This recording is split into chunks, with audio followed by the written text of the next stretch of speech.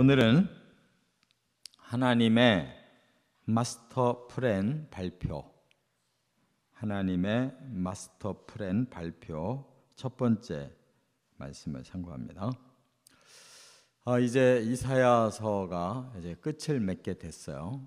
오늘 65장, 내일 66장 하면 이제 이사야서가 끝나는데 이 마지막 두 장은 이제 하나님의 결론입니다. 그 앞에 64장에서 메시아가 중보기도를 해요. 하나님께 이제 이 당신의 백성들을 하나님 긍휼히 여겨 달라고 이렇게 중보할 때 하나님이 오늘 본문에 이제 응답을 하십니다. 그래서 이제 하나님께서 친히 이제 이 두 장에 걸쳐서 말씀을 주시는데 이 말씀은 마스터 플랜, 그러니까 하나님의 종합적인 계획을 여기다 밝히시는 거예요. 그래서 하나님 계획은 두 가지로 크게 나눌 수가 있는데 하나는 창조의 계획이고 하나는 구원의 계획이에요. 그래서 지금 오늘 본문도 이제 창조 얘기가 나오는데 이미 창세기에 창조가 나오잖아요. 그는 창조의 시작이고 여기서 말씀하는 창조는 창조의 완성을 말씀하는 겁니다. 그러니까 지금 우리가 살고 있는 이 세계가 창조가 완성된 세계가 아니에요. 그렇기 때문에 이제 하나님은 궁극적으로 창조를 완성하신다 하는 말씀을 하시는 거고 또 하나는 구원하신다. 지금 우리가 구원받은 상태가 아니에요. 구원이 완성되면 이렇게 살질 않아요. 우리의 영혼이 구원받은 거예요. 하나님 백성으로 인정받은 거고 우리의 저주가 아직 안 풀렸어요. 죄의 저주가 아직 남아 있어요. 그래서 우리는 여전히 죄성을 갖고 살고 죄로 인한 저주, 아프고 괴롭고 고통받고 이 땅에서 우리 육신이 한번 죽는 거는 그대로 남아 있어요.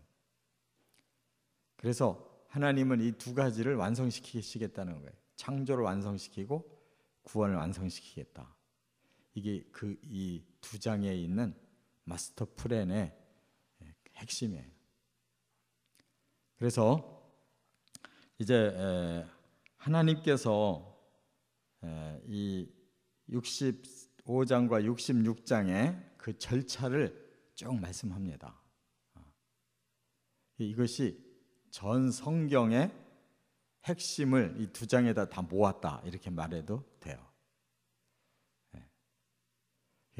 그리고 65장은 구약의 핵심이다 이렇게 말씀드릴 수가 있고 66장은 신약의 핵심이다 이렇게 말씀드릴 수가 있어요. 굉장히 중요한 책이에요. 65장, 66장은.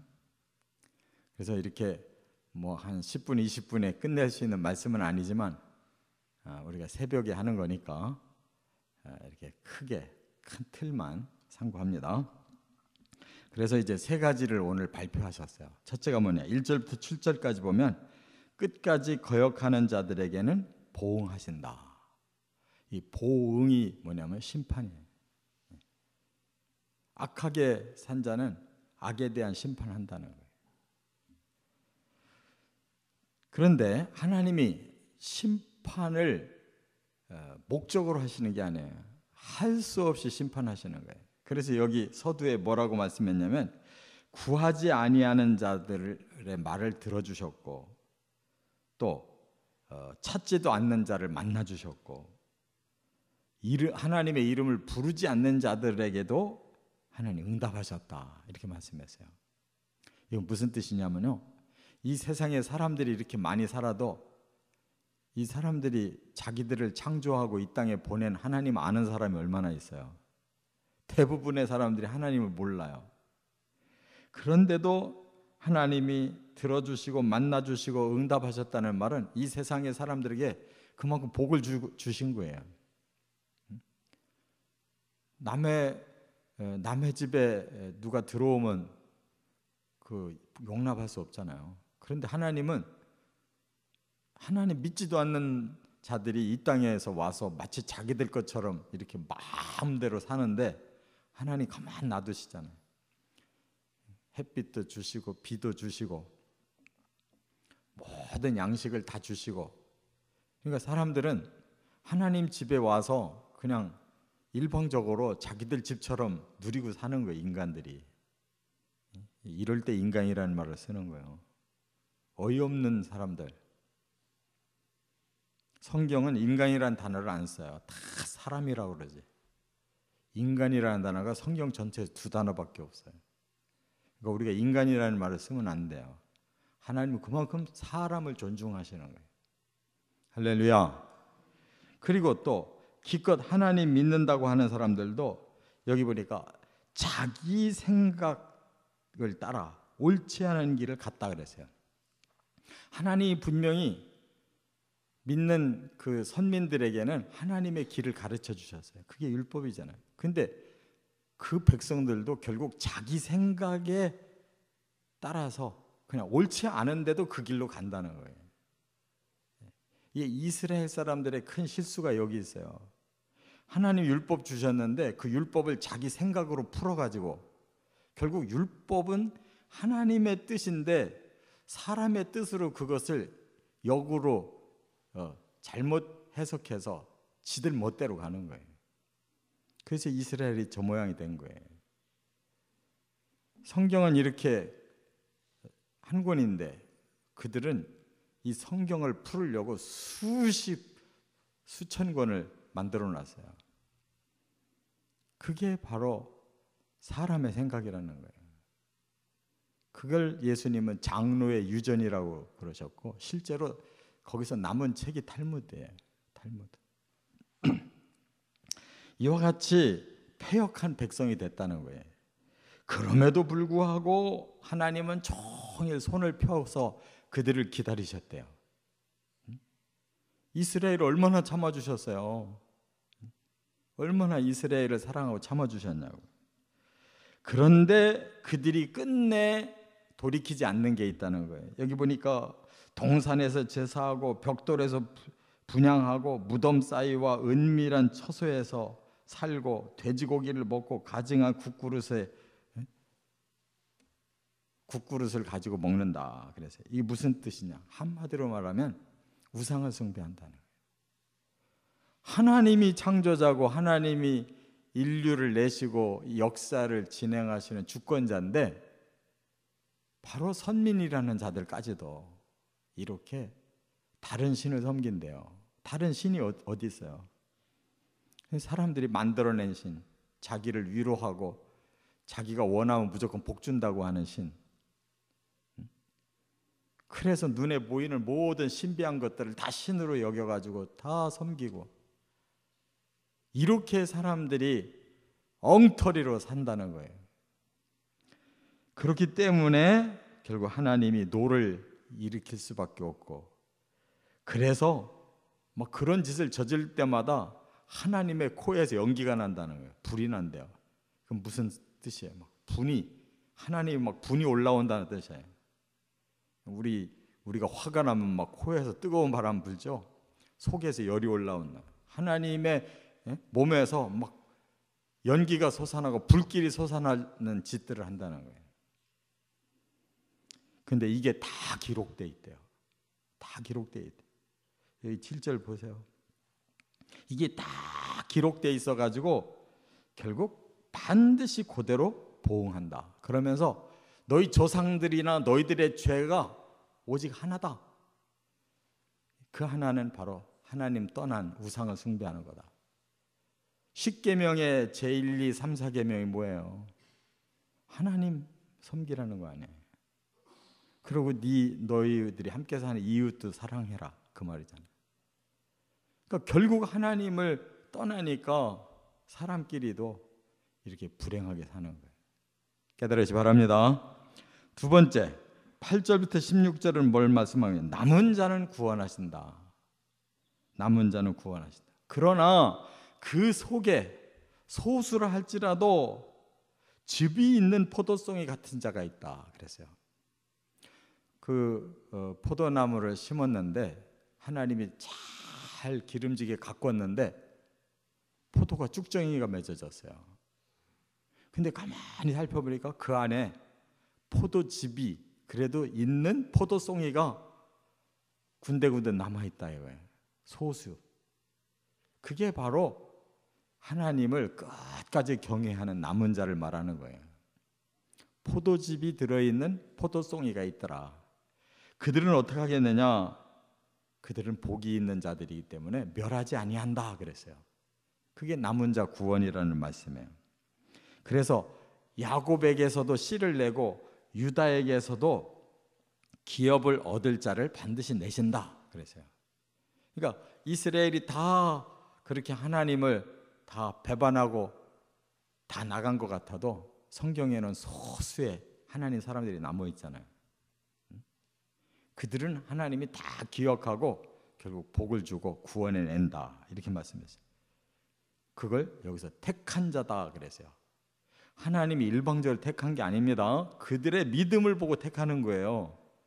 예정론을 잘못 풀으면 안 돼요. 예정론은 무조건 너는 내 자식, 너는 내 자식 아니야 이렇게 정한 게 아니고 하나님이 미리 다 내다보시고 저 사람 끝까지 나를 믿는구나. 너는 내 자식 하고 택해놓는다 그런 뜻이에요. 그러니까 결정은 우리 믿음을 보고 하시는 거지 하나님이 일방적으로 결정하는 게 아니에요. 믿음을 보고 아브라함을 부른 거예요. 믿음을 보고 다윗을 쓰신 거라고요. 깨달으시 바랍니다. 그래서 택함 받았어요 우리가.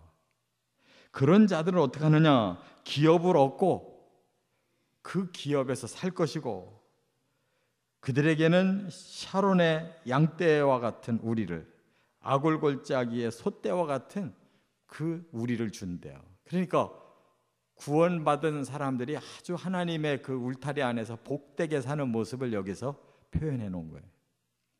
하나님이 반드시 그들은 찾아서 하나님 백성 삼고 하나님의 우리 안에 그들이 복되게 살도록 보장한다고 말해요. 그러니까 나중에 하나님 나라에 가면 하나님이 믿음 있는 사람들을 쏙쏙 뽑아가지고 거기 다 불러들이실 거예요. 거기에 꼭 속하시길 바랍니다. 끝으로 세 번째, 그렇다면 그들이 살 집이 뭐냐? 여기 세 번째 뭐라고 그랬냐면 17절부터 25절에 새 하늘과 새 땅을 창조하신다 이렇게 말씀했어요. 이전 것은 기억하지 말고 생각나지 않게 하시겠다 그랬어요. 그러니까 지금과 같은 이런 세상 아니다. 전혀 새로운 세상 하나님 만들어내신다. 그러면서 거기는 영원히 기뻐하고 즐거워하는, 영원이라는 단어가 거기 이제 나오는 거예요. 영원. 이 세계가 아무리 유구한 것 같아도 이 세계는 영원이 아니에요. 그러나 새하늘과 새 땅부터는 영원이라는 말을 써서 기쁨도 영원하고 즐거움도 영원하다. 그리고 그 예루살렘 성도 즐거운 성이다. 그 요한계시록에도 새 예루살렘 성이라고 그랬잖아요. 그리고 거기는 우는 소리가 없고 부르짖는 소리가 없다. 노인도 없다. 나무의 수완처럼 그 수완이 길다. 그 말은 낙원에서 그냥 영원히 산다는 뜻이에요. 그래서 그곳에서 집집마다 다 자기 집을 가지고 포도원을 가꾸고 그 포도원은 누구도 와서 침범하지 않고 빼앗고 없어지는 법이 없다는 거예요. 내 것을 내가 따먹고 이렇게 즐겁게 산다는 거예요.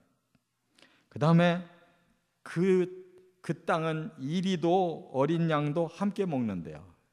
이리가 어떤 존재예요? 양들 잡아먹거든요. 근데 잡아먹는 짐승하고 먹히던 짐승이 함께 산대요. 또 사자가 소처럼 풀을 뜯는데요. 무서운 사자가 온순해져서 소들과 똑같이 풀 뜯고 산다는 거예요. 뱀은 이제는 흙을 양식으로 먹는데요. 뱀이 얼마나 무서워요. 그런데 그 모든 독이 다 없어졌다는 거예요. 이게 낙원인 거예요. 하나님이 목표하신 낙원 반드시 이루어진다는 거예요. 그곳을 성산이라고 그랬어요. 거룩한 산, 하나님이 계시는 곳이에요. 그곳에는 해함도 상함도 전혀 없다. 하나님 지켜주시니까. 그래서 그 하나님의 나라에서는 하나님이 부르기 전에도 응답하고 말을 마치기 전에도 응답하신대. 그 말은 왜? 옆에 계시니까, 가족으로 함께 사시니까, 뭐 우리가 이렇게 여기서 부르짖고 기도하듯이 힘들게 하나님 만나는 게 아니다 그랬어요. 얼마나 확실해요. 그 하나님을 믿으시고 그 하나님의 나라를 꼭 소망하시기를 바랍니다. 다음 시간에는 바로 이 나라에 들어가는 방법을 말씀한 거예요. 그게 뭐겠어요? 예수 그리스도의 복음으로 들어가는 것이라는 거예요. 구약에서 복음을 이미 다 말씀했어요. 하나님의 말씀이 열려지고 충만한 은혜 받으시길 주의 이름으로 축원합니다.